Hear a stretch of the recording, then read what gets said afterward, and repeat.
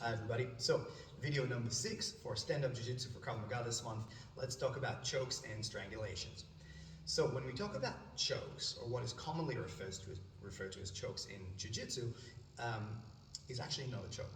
So when we talk about a choke, it means something is usually internally stuck in our throat that's stopping the flow of air. When we talk about a strangulation, we talk about an external force that's either stopping the air or stopping the flow of blood. Now, we will apply strangulations in martial arts most of the time as opposed to chokes because you're not sticking anything inside the throat. But what that does lead to is the difference between a blood choke or blood strangulation and an air choke or air strangulation.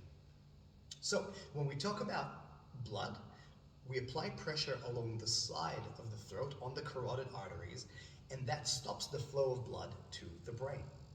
It works very, very quickly. So when you look at a good rear neck, as they call rear naked choke, okay, where we apply pressure that way, we stop the flow of blood to the brain, and you can be out in as quickly as a second or two if the choke is on tight. If we talk about an air choke, right, we apply pressure against the trachea and trying to stop the flow of air. That can take much, much, much longer, right? So if you have just taken in a big breath of air, the question is then, how long can you hold your breath? Yes, the pressure on the trachea can be dangerous and unpleasant, but generally people will then have more time to thresh around and try and defend out of it. So from our perspective, it's important to understand both defensively and offensively. If somebody is grabbing us, we need to try and understand, obviously we want to respond in the quickest amount of time possible, but we also need to understand the different risks in terms of, are they crushing our trachea, which can cause potential damage or potential death? If they're stopping the blood, how quickly do we have? So we need to consider that.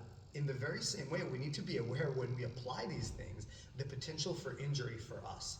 If I crush somebody's trachea and they die, that could put me in a lot of hot water legally, not to mention that ethically and morally, it may not be the correct thing to do, depending on context. And if we look at blood chokes, it's a very quick and effective way to put somebody out. But then if we continue holding the choke and they stop the flow of blood to the brain, it can also cause a lot of potential injury.